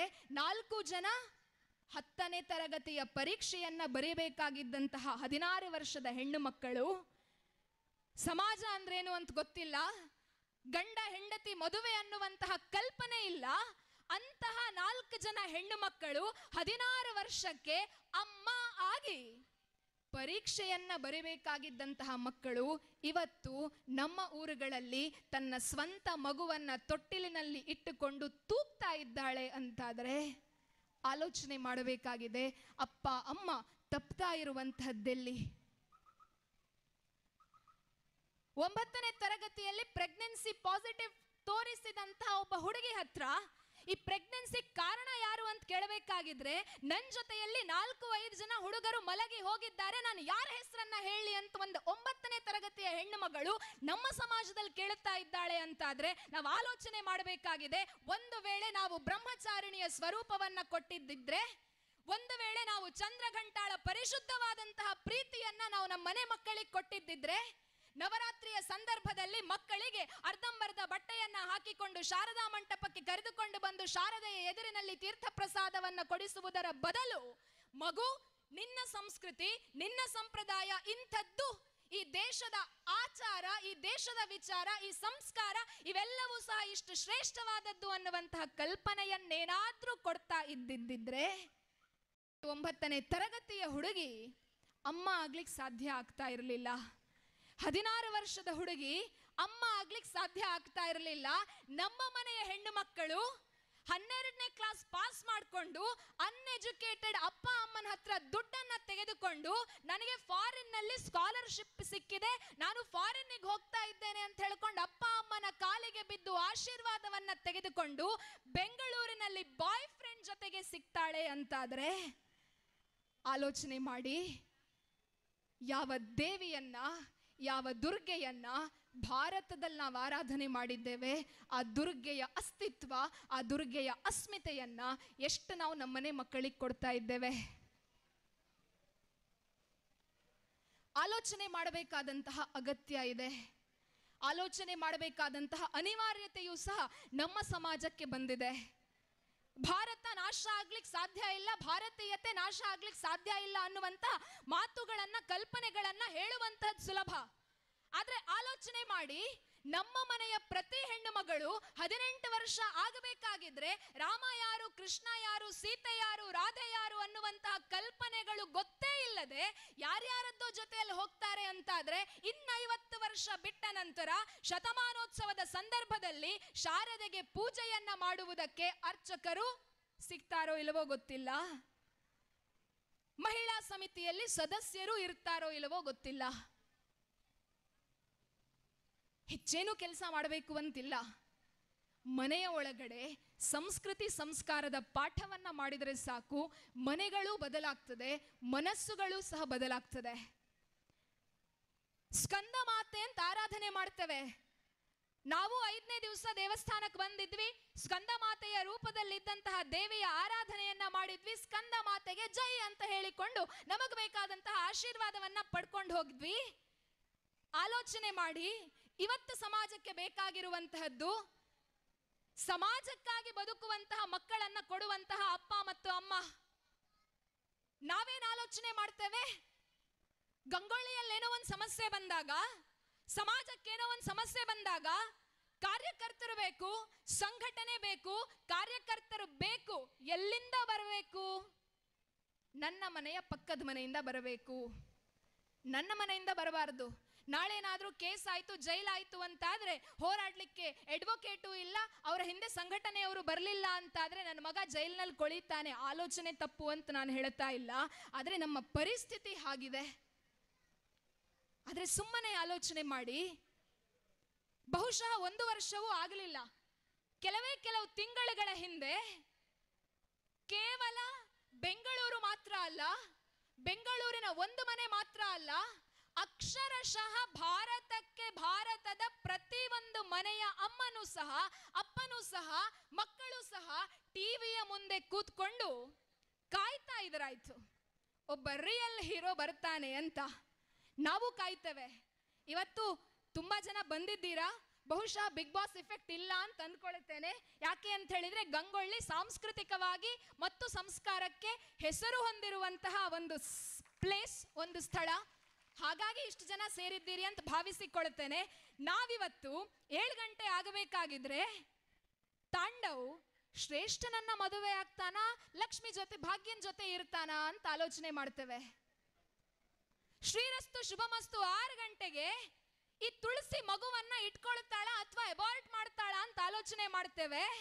ಆದರೆ ಆ ಸಂದರ್ಭದಲ್ಲಿ ನನ್ನ ದೇಶದ ಪ್ರತಿಯೊಂದು ಅಮ್ಮನೂ ಸಹ, ಪ್ರತಿಯೊಬ್ಬ ಅಪ್ಪನೂ ಸಹ ಯಾವ ಫಿಲಮ್ಮಿಗೂ ಕಾಯ್ಲಿಲ್ಲ, ಯಾವ ಮ್ಯಾಚ್ಗಳನ್ನು ನೋಡಬೇಕು ಅಂತ ಅನ್ನಿಸ್ಲಿಲ್ಲ. ಯಾವಾಗ ಆ ರಿಯಲ್ ಹೀರೋ ಬೆಂಗಳೂರಿನ ಏರ್ಪೋರ್ಟಿಗೆ ಬಂದು ನಿಲ್ತಾನೆ ಅನ್ನುವಂತಹ ಕಲ್ಪನೆಯನ್ನ ಮಾಡಿದ್ರಾಯ್ತು. ಏರ್ಪೋರ್ಟಿಗೆ ಆ ಹುಡುಗ, ಆ ರಿಯಲ್ ಸ್ಟಾರ್ ಬಂದು ಇಳಿಬೇಕಾಗಿದ್ರೆ ಎಲ್ಲೂ ವಿಜಯೋತ್ಸವ ನಡೀಲಿಲ್ಲ, ಎಲ್ಲೂ ಪಟಾಕಿಗಳ ಮೆರವಣಿಗೆ ಇರಲಿಲ್ಲ. ಆದರೆ ಭಾರತದ ಪ್ರತಿಯೊಂದು ಅಮ್ಮನೂ ಸಹ ತನ್ನ ಹೊಟ್ಟೆಯನ್ನ ಹಿಡಿದುಕೊಂಡು ಅಕ್ಷರಶಃ ಅತ್ತಿದ್ಲಾಯ್ತು. ಭಾರತದ ಮನೆಯ ಪ್ರತಿಯೊಬ್ಬ ಅಪ್ಪನೂ ಸಹ ತನ್ನ ಭುಜದ ಎತ್ತರಕ್ಕೆ ಬೆಳೆದಂತಹ ಒಬ್ಬ ಹುಡುಗನನ್ನ ಕಳ್ಕೊಂಡೆ ಅನ್ನುವಂತಹ ಭಾವದಿಂದ ಅತ್ತಿದ್ರೆ, ಮನೆಯ ಪ್ರತಿಯೊಬ್ಬ ಅಣ್ಣನೋ ಅಕ್ಕನೋ ತನ್ನ ಸ್ವಂತ ಒಡ ಹುಟ್ಟಿದವರನ್ನ ಕಳೆದುಕೊಂಡಿದ್ದೇನೆ ಅನ್ನುವಂತಹ ಭಾವದಿಂದ ಟಿವಿಯ ಎದುರುಗಡೆ ಕೂತ್ಕೊಂಡಿದ್ರು. ಯಾಕೆ ಅಂತ ಹೇಳಿದ್ರೆ ಅಲ್ಲೊಬ್ಬ ಹೀರೋ ಬಂದಿದ್ದ. ಆ ಹೀರೋನ ಅಮ್ಮ ಎಂತಹ ಸಂಸ್ಕಾರವನ್ನ ಕೊಟ್ಟಿದ್ಲು ಅಂತ ಹೇಳಿದ್ರೆ, ಮಗು ಚಿನ್ನದ ಚಮಚವನ್ನ ಹಿಡಿದುಕೊಂಡು ಬಾಯಲ್ಲಿ ತೆಗೆದುಕೊಂಡು ಹುಟ್ಟಿದ್ದರೂ ಸಹ, ಮನೆಯಲ್ಲಿ ಬೇಕಾದಷ್ಟು ದುಡ್ಡಿದ್ದರೂ ಸಹ, ಮನೆಯಲ್ಲಿ ಎಷ್ಟಿದೆ ಅನ್ನುವಂತಹದ್ದು ಇಂಪಾರ್ಟೆಂಟ್ ಅಲ್ಲ. ದೇಶ ನನಗೇನು ಕೊಟ್ಟಿದೆ, ಸಮಾಜ ನನಗೇನು ಕೊಟ್ಟಿದೆ, ಭಾರತ ನನಗೇನು ಕೊಟ್ಟಿದೆ, ಕರ್ನಾಟಕ ನನಗೇನು ಕೊಟ್ಟಿದೆ, ಬೆಂಗಳೂರು ನನಗೇನು ಕೊಟ್ಟಿದೆ ಅನ್ನುವಂತಹ ಆಲೋಚನೆ ಇಂಪಾರ್ಟೆಂಟ್ ಅಲ್ಲ. ಮಗು, ನೀನು ದಿನನಿತ್ಯ 24x7 365 ಡೇಸ್ ಆಲೋಚನೆ ಮಾಡಬೇಕಾದದ್ದು ಒಂದೇ, ದೇಶ ನನಗೇನು ಕೊಟ್ಟಿದೆ ಅನ್ನುವುದರ ಪ್ರಶ್ನೆಯನ್ನ ಹಾಕುವುದಕ್ಕಿಂತ ದೇಶಕ್ಕಾಗಿ ನೀನೇನು ಕೊಡಬಹುದು ಅನ್ನುವಂತಹ ಆಲೋಚನೆಯನ್ನ ಮಾಡು ಅನ್ನುವಂತಹ ಸಂಸ್ಕಾರವನ್ನ ಬೆಂಗಳೂರಿನ ಒಬ್ಬ ಅಮ್ಮ ತೊಟ್ಟಿಲನ್ನ ತೂಗಬೇಕಾಗಿದ್ರೆ, ಎದೆ ಹಾಲನ್ನ ಉಣಿಸಬೇಕಾಗಿದ್ರೆ, ಕೈ ತುತ್ತನ್ನ ನೀಡಬೇಕಾಗಿದ್ರೆ ಹಂತ ಹಂತದಲ್ಲಿ ಬಹುಶಃ ಹೇಳಿದ್ರಾಯ್ತು. ಆ ಕಾರಣದಿಂದ ಆತ ಬೆಂಗಳೂರಿಗೆ ಬರಬೇಕಾಗಿದ್ರೆ ಮನೆ ಮನೆಯೂ ಸಹ ಕಣ್ಣೀರಾಯಿತು. ಯಾಕೆ ಅಂತ ಹೇಳಿದರೆ ಆತ ಭಾರತದ ತ್ರಿವರ್ಣ ಧ್ವಜವನ್ನ ನಭದೆತ್ತರದಲ್ಲಿ ಹಾರಾಡಿಸಿಕೊಂಡು ಬರಲಿಲ್ಲ, ಅದೇ ಭಾರತದ ತ್ರಿವರ್ಣ ಧ್ವಜವನ್ನ ಹೊತ್ತುಕೊಂಡು ಬೆಂಗಳೂರಿನ ಏರ್ಪೋರ್ಟಿಗೆ ಬಂದಿದ್ದ ಆತನೇ ಕ್ಯಾಪ್ಟನ್ ಪ್ರಾಂಜಲ್. ಸ್ಕಂದ ಮಾತೆ ಅಂತ ಆಲೋಚನೆ ಮಾಡ್ತೇವೆ. ಇಂತಹ ಸ್ಕಂದ ಮಾತೆಯರು ಬೇಕು ಅನ್ನುವಂತಹ ಆಲೋಚನೆಯನ್ನು ಮಾಡ್ತೇವೆ. ಆದ್ರೆ ಎಲ್ಲಿ ಅಂತ ಹೇಳಿದ್ರೆ ಕ್ಯಾಪ್ಟನ್ ಪ್ರಾಂಜಲ್ನ ಮನೆಯಿಂದ ಹೊರಗಡೆ ಬರಲಿ, ನನ್ನ ಮನೆಯಿಂದ ದೇಶಕ್ಕಾಗಿ ಸಮಾಜಕ್ಕಾಗಿ ಬದುಕುವಂತಹ ಒಬ್ಬ ಮಗ ಹೊರಗಡೆ ಬರಲಿ ಅನ್ನುವಂತಹ ಕಲ್ಪನೆಯನ್ನ ನಾವು ಯಾವತ್ತು ಮಾಡುತ್ತೇವೆಯೋ ಆ ದಿವಸ ನಿಜಾರ್ಥದಲ್ಲಿ ದುರ್ಗೆ ಮನೆ ಮನೆಯಲ್ಲಿ ಹುಟ್ಟಿ ಬರಲಿಕ್ಕೆ ಸಾಧ್ಯ ಇದೆ. ಇನ್ನು 4 ರೂಪಗಳಲ್ಲಿ ಆಕೆಯನ್ನ ಆರಾಧನೆ ಮಾಡ್ತೇವೆ. ಕೆಟ್ಟದ್ದು ಕಂಡು ಬಂದಾಗ ಶಿಷ್ಟರ ರಕ್ಷಣೆಗಾಗಿ, ದುಷ್ಟರ ನಾಶಕ್ಕಾಗಿ ತ್ರಿಶೂಲವನ್ನ ಧರಿಸಿಕೊಂಡಂತಹ ತಾಯಿಯ ರೂಪದಲ್ಲಿಯೂ ಸಹ ನಾವು ಆಕೆಯನ್ನ ಆರಾಧನೆ ಮಾಡ್ತೇವೆ, ಪೂಜನೆ ಮಾಡ್ತೇವೆ. ಬಂಧುಗಳೇ, ನಮಗಿವತ್ತು ಬೇಕಾಗಿರುವಂತಹದ್ದು ಕೆಲವೊಂದು ಸಂದರ್ಭದಲ್ಲಿ ಮಹಾಗೌರಿಯಾಗಿ ತಾಳ್ಮೆಯಿಂದ ಸಮಾಜವನ್ನ ನೋಡುವಂತಹ ಅಮ್ಮ, ಕೆಲವೊಂದು ಸಂದರ್ಭದಲ್ಲಿ ಕಾಳರಾತ್ರಿಯಾಗಿ ಸಮಾಜ ನಾಶ ಆಗ್ತಾ ಇದೆ ಅಥವಾ ಸಮಾಜಕ್ಕೇನಾದ್ರೂ ಒಂದು ಪೆಟ್ಟು ಬೀಳ್ತಾ ಇದೆ ಅಂತಾದ್ರೆ ಸಮಾಜವನ್ನ ಎಚ್ಚರಿಸುವುದಕ್ಕಾಗಿ ಒಬ್ಬ ಅಮ್ಮ ಬೇಕಾಗಿದೆ. ಹಾಗಾಗಿ ನವರಾತ್ರಿಯ ಈ 9 ದಿವಸಗಳಲ್ಲಿ ನೀವೇನೆಲ್ಲ ಆಲೋಚನೆಗಳನ್ನ, ಕಲ್ಪನೆಗಳನ್ನ ಏನೆಲ್ಲ ಕಟ್ಟಿಕೊಂಡಿದ್ದೀರಾ, ಈ ವೇದಿಕೆಯಿಂದ ಕೇಳಿಕೊಂಡಿದ್ದೀರಾ, ಅದನ್ನ ವೇದಿಕೆಯ ಚೌಕಟ್ಟಿನ ಹೊರಗಡೆ ಹೋಗಬೇಕಾಗಿದ್ರೆ ಇದು ನನಗೆ ಹೇಳಿದ್ದಲ್ಲ, ಶಾರದೋತ್ಸವದ ಸಮಿತಿಯವರು ಯಾರನ್ನೋ ಕರೆಸಿದ್ರು, ಏನೋ ಒಂದು ಹೇಳಿದ್ರು, ನನಗಿದಲ್ಲ ಅನ್ನುವಂತಹ ಆಲೋಚನೆಯನ್ನ ಮಾಡದೆ ಬದುಕು ಹೇಗಿರಬೇಕು, ಬದುಕು ದೇಶಕ್ಕಾಗಿ ಹೇಗಿರಬೇಕು ಅನ್ನುವಂತಹ ಕಲ್ಪನೆಯನ್ನೇನಾದ್ರೂ ನೀವು ಇಲ್ಲಿಂದ ಹೋಗಬೇಕಾಗಿದ್ರೆ ಹಿಡ್ಕೊಂಡು ಹೋಗ್ತೀರಾ ಅಂತಾದರೆ ಖಂಡಿತವಾಗಿಯೂ ಮನೆಗಳು, ಮನಸ್ಸುಗಳು ಬದಲಾಗಲಿಕ್ಕೆ ಸಾಧ್ಯ ಇದೆ. ಮಾಡಬೇಕಾದಂತಹ ಹೆಚ್ಚೆಚ್ಚು ಕೆಲಸಗಳೇನೂ ಇಲ್ಲ. ನೀವು ಸಹ ನಿಮ್ಮ ಮನೆಯ ತೊಟ್ಟಿಲಿಂದ ಹೊರಗಡೆ ಬರುವಂತಹ ಹುಡುಗನನ್ನ ಪ್ರಾಂಜಲ್ನ ಹಾಗೆ ಮಾಡಿ ದೇಶಕ್ಕಾಗಿ ಬದುಕುವಂತಹ ಅಥವಾ ದೇಶಕ್ಕಾಗಿ ಜೀವಿಸುವಂತಹ ಅಥವಾ ದೇಶಕ್ಕಾಗಿ ಮರಣಿಸುವಂತಹ ಮಗನನ್ನಾಗಿ ನಾಳೆ ಬೆಳಗ್ಗೆ ಕೊಡಬೇಕು ಅನ್ನುವಂತಹ ಆಲೋಚನೆಗಳಿದಲ್ಲ. ನಾಳೆ ಬೆಳಗ್ಗೆ ಎದ್ದ ಕೂಡಲೇ ನಿಮ್ಮ ಮಗನನ್ನ ಕಾಶ್ಮೀರದ ಫ್ಲೈಟಿಗೆ ಕರೆಸಿಬಿಟ್ಟು ಕಾಶ್ಮೀರಕ್ಕೆ ಹೋಗಿ ಭಾರತ ಮತ್ತು ಪಾಕಿಸ್ತಾನದ ಗಡಿಯಲ್ಲಿ ನಿಂತುಕೊಂಡು ಯುದ್ಧ ಮಾಡಬೇಕು ಅನ್ನುವಂತಹ ಆಲೋಚನೆಗಳು ಸಹ ಅಲ್ಲ. ದೇಶವನ್ನ ಕಾಪಾಡುವುದಕ್ಕೆ, ಸಮಾಜವನ್ನ ಕಾಪಾಡುವುದಕ್ಕೆ ಆ ಕ್ಷಣಕ್ಕೆ ಬೇಕಾದ ಹಾಗೆ ಭಾರತದ ಮನೆಗಳಿಂದ ಮಕ್ಕಳು ಹೋಗ್ತಾರೆ. ಇವತ್ತು ನಾವು ಹೋರಾಟವನ್ನ ಮಾಡಬೇಕಾಗಿರುವಂತಹದ್ದು ನಮ್ಮ ಜೊತೆಯಲ್ಲಿ ಸ್ನೇಹಿತರಾಗಿ ಇದ್ದುಕೊಂಡು ನಮ್ಮ ಸಮಾಜವನ್ನ ಹಾಳು ಮಾಡ್ತಾ ಇರುವಂತಹ ಶಕ್ತಿಗಳ ವಿರುದ್ಧ, ಆ ಶಕ್ತಿಗಳ ವಿರುದ್ಧ ನಮ್ಮ ಮನೆಯ ಹೆಣ್ಣು ಮಕ್ಕಳನ್ನ ಸಮರ್ಥವಾಗಿ ಬೆಳೆಸುವಂತಹ ಕೆಲಸವನ್ನ ಮಾಡುವಂತಹ ಪ್ರತಿಜ್ಞೆಯನ್ನ ಈ ನವರಾತ್ರಿಯ ಸಂದರ್ಭದಲ್ಲಿ ನಾವೇನಾದ್ರೂ ಹಾಕ್ತೇವೆ ಅಂತಾದ್ರೆ ಖಂಡಿತವಾಗಿಯೂ ಭಾರತವನ್ನ ಬೆಳಗುವಂತಹ ಕೆಲಸವನ್ನ ಮತ್ತು ಸಮಾಜಕ್ಕೆ ಯಾವಾಗೆಲ್ಲ ಕಾರ್ಯಕರ್ತರ ಅವಶ್ಯಕತೆ ಇತ್ತೋ ಆ ಎಲ್ಲ ಸಂದರ್ಭದಲ್ಲಿಯೂ ಸಹ ಈ ನೆಲದ ಅಮ್ಮ, ವಿಶೇಷವಾಗಿ ಗಂಗೊಳ್ಳಿಯ ನೆಲದ ಅಮ್ಮ, ಸಮಾಜಕ್ಕಾಗಿ ಮಗನು ಬೇಕು ಅಂತ ಹೇಳಿಕೊಂಡು ಸಮಾಜ ಕರೆದಾಗ ಒಂದಿನಿತೂ ಆಲೋಚನೆಯನ್ನ ಮಾಡದೆ ಸಮಾಜಕ್ಕಾಗಿ ಮಗನನ್ನ ಕೊಟ್ಟಂತಹ ಈ ನೆಲದ ತಾಯಂದಿರಲ್ಲಿ ಮತ್ತೆ ಪ್ರಾರ್ಥನೆ ಮಾಡುವಂತಹದ್ದೇನು ಅಂತ ಹೇಳಿದ್ರೆ, ಈ ನೆಲದ ತಾಯಂದಿರು ಮತ್ತೆ ಮತ್ತೆ ನಿಮ್ಮ ಇತಿಹಾಸವನ್ನ, ನಿಮ್ಮ ವಂಶಸ್ಥರನ್ನ ನೆನಪು ಮಾಡಿಕೊಳ್ಳಿ. ಸಮಾಜ ಬೇಕು ಅಂತ ಹೇಳಿದಾಗ ಸಮಾಜಕ್ಕಾಗಿ ಯುದ್ಧವನ್ನೂ ಮಾಡಿದಂತಹ, ಸಮಾಜಕ್ಕಾಗಿ ಅಹಿಂಸೆಯಲ್ಲಿಯೂ ಹೋರಾಡಿದಂತಹ ಅಥವಾ ಧರ್ಮ ಸಂರಕ್ಷಣೆಗಾಗಿ ಒಂದಷ್ಟು ವಿಚಾರಗಳನ್ನ ಮಾಡಬೇಕಾಗಿ ಬಂದಾಗ ಧರ್ಮ ಸಂರಕ್ಷಣೆಗಾಗಿ ಅಂತಹ ಕೆಲಸವನ್ನು ಸಹ ಮಾಡಿದಂತಹ ಮಕ್ಕಳನ್ನ ಕೊಟ್ಟಂತಹ ತಾಯಂದಿರು ನೀವಿದ್ದೀರಾ. ಅಂತಹ ತಾಯಂದಿರಿಗೆ ವಿಶೇಷವಾಗಿ ಏನು ಹೇಳಬೇಕು ಅಂತಿಲ್ಲ. ಮನೆಯ ಒಳಗಡೆ ಇರುವಂತಹ ಮಕ್ಕಳಿಗೆ ಸಂಸ್ಕೃತಿಯನ್ನ, ಸಂಸ್ಕಾರವನ್ನ ಕೊಡಿ. ಭಾರತ ಅಂತ ಹೇಳಿದ್ರೆ ಏನು ಅನ್ನುವಂತಹ ಕಲ್ಪನೆಯನ್ನ ಕೊಡಿ. ನಿಮ್ಮ ಊರಿನಲ್ಲಿ ನಿಮ್ಮ ಶಿಶು ಸಂಸ್ಕಾರ ವರ್ಗಗಳು ಅನೇಕ ಕಡೆಯಲ್ಲಿ ನಡೀತಾ ಇದೆ. ಅಂತಹ ಸಂಸ್ಕಾರವನ್ನ ಕೊಡುವಂತಹ, ಸಂಸ್ಕಾರವನ್ನ ಬೆಳೆಸುವಂತಹ ಶಿಬಿರಗಳಿಗೆ ಮಕ್ಕಳನ್ನ ಹಾಕಿ ಪ್ರತಿ ಮನೆಯಲ್ಲಿಯೂ ಸಹ ತಿಂಗಳಲ್ಲಿ 2 ಬಾರಿಯಾದರೂ ಮಕ್ಕಳಿಗೆ ನಮ್ಮ ಇತಿಹಾಸದ ಆಲೋಚನೆಗಳನ್ನ, ನಮ್ಮ ಪುರಾಣದ ಕಲ್ಪನೆಗಳನ್ನೇನಾದ್ರೂ ಕೊಡ್ತೇವೆ ಅಂತಾದ್ರೆ ಯಾರಿಗ್ ಗೊತ್ತು, ಇಲ್ಲಿ ಕೂತಿರುವಂತಹ ಇಷ್ಟು ಜನ ಹುಡುಗಿಯರಲ್ಲಿ ಒಬ್ಬ ಕಿರಣ್ ಬೇಡಿ ಹೊರಗಡೆ ಬರಬಹುದು. ಇಲ್ಲಿರುವಂತಹ ಇಷ್ಟು ಜನ ಹೆಣ್ಣು ಮಗಳಲ್ಲಿ ದೇಶಕ್ಕಾಗಿ ಆರಂಕಿಯ ಸಂಬಳವನ್ನ ಬಿಟ್ಟು ಅಪ್ಪನ ಕನಸನ್ನ ನನಸು ಮಾಡುವುದಕ್ಕಾಗಿ ನಮ್ಮ ಮಂಗಳೂರಿನಿಂದ ಸೈನ್ಯವನ್ನ ಸೇರಿದಂತಹ ದಿಶಾ ಅನ್ನುವಂತಹ ಹುಡುಗಿ ನಮ್ಮಲ್ಲೂ ಸಹ ಅನೇಕರಿರಬಹುದು. ಅಂತಹ ಆಲೋಚನೆಯನ್ನ ನನ್ನ ಮನೆಯಿಂದ ಕೊಡ್ಲಿಕ್ಕೆ ಸಾಧ್ಯ ಆಗ್ತದೋ ಅನ್ನುವಂತಹ ಒಂದು ಸಣ್ಣ ಆಲೋಚನೆಯನ್ನ ಮಾಡಿಕೊಳ್ಳೋಣ. ಸಮಾಜ ನನಗೇನು ಕೊಟ್ಟಿದೆ ಅನ್ನುವಂತಹ ಆಲೋಚನೆಗಳಿಗಿಂತ ಸಮಾಜಕ್ಕೆ ನಾನೇನು ಕೊಡಬಲ್ಲೆ ಅನ್ನುವಂತಹ ಕಲ್ಪನೆಗಳನ್ನ ಇಟ್ಟುಕೊಂಡು, ಕಡೆಯದಾಗಿ ಎಲ್ಲ ಹೆಣ್ಣು ಮಕ್ಕಳಲ್ಲಿ ಮತ್ತು ತಾಯಂದಿರಲ್ಲಿ ಮತ್ತು ಹಿರಿಯರಲ್ಲಿ ನಾನು ಮಾಡುವಂತಹ ಪ್ರಾರ್ಥನೆ ಏನು ಅಂತ ಹೇಳಿದ್ರೆ, ಬದುಕು ಇರುವಂತಹದ್ದು ಒಂದೇ, ಜೀವನ ಇರುವಂತಹದ್ದು ಸಹ ಒಂದೇ. ಆದರೆ ಆಲೋಚನೆ ಮಾಡಿ, ಇವತ್ತು ನಾವು ನಮ್ಮ ಮನೆ ಮಕ್ಕಳನ್ನ ದೇವಸ್ಥಾನಕ್ಕೆ ಕರ್ಕೊಂಡು ಬರಬೇಕಾಗಿದ್ರೆ ಸ್ಲೀವ್ಲೆಸ್ ಬಟ್ಟೆಗಳನ್ನ ಹಾಕೊಂಡು ಕರ್ಕೊಂಡು ಬರ್ತಾ ಇದ್ದೇವೆ.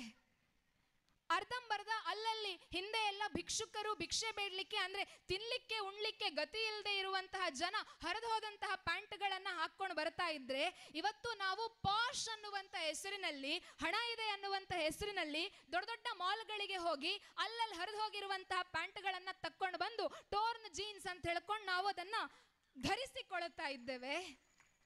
ಹಿರಿಯರಲ್ಲಿ ನಾನು ಮಾಡುವಂತಹ ಒಂದು ವಿನಂತಿ ಏನು ಅಂತ ಹೇಳಿದ್ರೆ, ನಮ್ಮಲ್ಲಿರುವಂತಹ 10-20 ಸಾವಿರದ ಆಂಡ್ರಾಯ್ಡ್ ಫೋನ್ ಸೆಟ್ಗಳಿಗೆ ಬ್ಯಾಕ್ ಕವರ್ ಅನ್ನ ಹಾಕ್ತೇವೆ, ಬಿದ್ರೆ ಒಡಿಬಾರದು ಅಂತ ಹೇಳ್ಕೊಂಡು ಗೊರಿಲ್ಲಾ ಗ್ಲಾಸ್ಗಳನ್ನ ಹಾಕ್ತೇವೆ, ಇನ್ನೂ ಜಾಸ್ತಿ ಪ್ರೊಟೆಕ್ಷನ್ ಬೇಕು ಅಂತ ಹೇಳ್ಕೊಂಡು 400 ರೂಪಾಯಿ ಕೊಟ್ಟು ಫ್ಲಿಪ್ ಕವರ್ ಅನ್ನ ಹಾಕ್ತೇವೆ. 20,000ದ ಮೊಬೈಲಿಗೆ 1,000 ಖರ್ಚು ಮಾಡಿಕೊಂಡು ನಾವು ಪ್ರೊಟೆಕ್ಷನ್ ಅನ್ನ ಕೊಡ್ತೇವೆ. ನಿಮ್ಮ ಮನೆಯ ತೊಟ್ಟಿಲಿನಿಂದ ಹೊರಗಡೆ ಬಂದಂತಹ ಹೆಣ್ಣು ಮಗಳು ನಾಳೆ ದಿವಸ ಯಾರೋ ಒಬ್ಬ ಬಂದು 10 ಕೋಟಿ ಕೊಡ್ತೇನೆ ನಿನ್ನ ಮಗಳನ್ನ ಕೊಡು ಅಂತ ಹೇಳಿದ್ರೆ ನಾವು ಕೊಡ್ತೇವಾ? ಬೆಲೆ ಕಟ್ಟಲಾಗದಂತಹ, ಬೆಲೆ ಕಟ್ಟಬಾರದಂತಹ ಹಿಂದೂಸ್ಥಾನದ ಮುಕುಟ ಮಣಿಗಳು ನಿಮ್ಮ ಮನೆಯಿಂದ ಹೊರಗಡೆ ಬರುವಂತಹ ಹೆಣ್ಣು ಮಕ್ಕಳು, ಆ ಮಕ್ಕಳು ಗಂಗೊಳ್ಳಿಯ ಬೀದಿಯಲ್ಲಿ ಹೋಗಬೇಕಾಗಿದ್ರೆ ಬೀದಿಯ ಜನರು ವಾಹ್ ಭಾರತದ ಸಂಸ್ಕಾರ ಅಂತ ಹೇಳಿದ್ರೆ ಈ ಹೆಣ್ಣು ಮಗಳನ್ನ ನೋಡಿ ಕಲಿಬೇಕು ಅನ್ನುವ ರೀತಿಯಲ್ಲಿ ಇರಬೇಕಷ್ಟೇ ಹೊರತು, ಗಂಗೊಳ್ಳಿಯ ಬೀದಿಯಲ್ಲಿ ನೋಡಬೇಕಾಗಿದ್ರೆ ಅಲ್ಲಲ್ಲಿ ಹರಿದು ಹೋಗಿರುವಂತಹ, ಅಲ್ಲಲ್ಲಿ ಮೈಯನ್ನ ತೋರಿಸುವಂತಹ ನಿಮ್ಮನ್ನ ನೋಡ್ತಾ ಒಂದು ಚಾನ್ಸ್ ಸಿಗಬಹುದಾ ಅನ್ನುವಂತಹ ಆಲೋಚನೆಯನ್ನ ಮಾಡದ ರೀತಿಯಲ್ಲಿ ನಿಮ್ಮ ಮನೆಯ ಮಗಳು ನಿಮ್ಮ ಮನೆಯ ಹೊಸಿಲನ್ನ ದಾಡ್ತಾಳೆ ಅಂತಾದ್ರೆ, ನಮ್ಮ ಮನೆಯ ಮಗಳು ಲಕ್ಷ್ಮಿ 18 ವರ್ಷ ಅಲ್ಲ, 20 ವರ್ಷ ಅಲ್ಲ, ಹುಟ್ಟಿದಾಗ ಅಪ್ಪ ಇಟ್ಟಂತಹ ಲಕ್ಷ್ಮಿ ಸಾಯುವವರೆಗೂ ಲಕ್ಷ್ಮಿಯಾಗಿಯೇ ಬದುಕಬೇಕು ಅಂತಾದ್ರೆ ಈ ಒಂದು ಆಲೋಚನೆಯನ್ನ ಮಾಡಿ ಭಾರತ ಸದಾಕಾಲ ಭಾರತವಾಗಿಯೇ ಉಳಿಲಿಕ್ಕೆ ಸಾಧ್ಯ ಇದೆ. ಹೆಚ್ಚಾವ ಕೆಲಸವನ್ನು ಸಹ ಮಾಡಬೇಕಾಗಿಲ್ಲ. ಇಂತಹ ಸಣ್ಣ ಸಣ್ಣ ಸಂಸ್ಕಾರದ ಅಂಶಗಳನ್ನ ನಮ್ಮ ಮನೆಯ ಒಳಗಡೆ ಇಲ್ಲಿಂದ ತೆಗೆದುಕೊಂಡು ಹೋಗೋಣ. ಅಂತಹ ಸಂಸ್ಕಾರದಿಂದ ಸಾಂಸ್ಕೃತಿಕ ಭಾರತವನ್ನ, ಆಧ್ಯಾತ್ಮಿಕ ಭಾರತದ ನಿರ್ಮಾಣವನ್ನ ಮಾಡೋಣ ಅಂತ ಹೇಳ್ತಾ ಮತ್ತೊಮ್ಮೆ ನಿಮಗೆಲ್ಲರಿಗೂ ಸಹ ನವರಾತ್ರಿಯ ಶುಭ ಕಾಮನೆಗಳನ್ನ ಸಲ್ಲಿಸ್ತಾ ಆ ತಾಯಿಯ ರಕ್ಷೆಗಾಗಿ ನಾವೆಲ್ಲರೂ ಸದಾ ಸಿದ್ಧರಾಗಿರೋಣ ಅನ್ನುವಂತಹ ಆಶಯವನ್ನೂ ಸಹ ವ್ಯಕ್ತಪಡಿಸ್ತಾ, ಭಾರತ್ ಮಾತಾ ಕಿ, ಭಾರತ್ ಮಾತಾ ಕಿ. ಗಂಗೊಳ್ಳಿಯನ್ನ ದಾಟಿ ಬಹುಶಃ ನನ್ನ ಮನೆಯಲ್ಲಿರುವಂತಹ ಅಮ್ಮನಿಗೂ ಕೇಳಿಸ್ಬೇಕು ಅಂತ ನನಗೆ ಆಸೆ ಇದೆ. ಭಾರತ್ ಮಾತಾ ಕಿ, ಭಾರತ್ ಮಾತಾ ಕಿ, ಭಾರತ್ ಮಾತಾ ಕಿ. ನಮಸ್ತೆ, ವಂದೇ ಮಾತರಂ.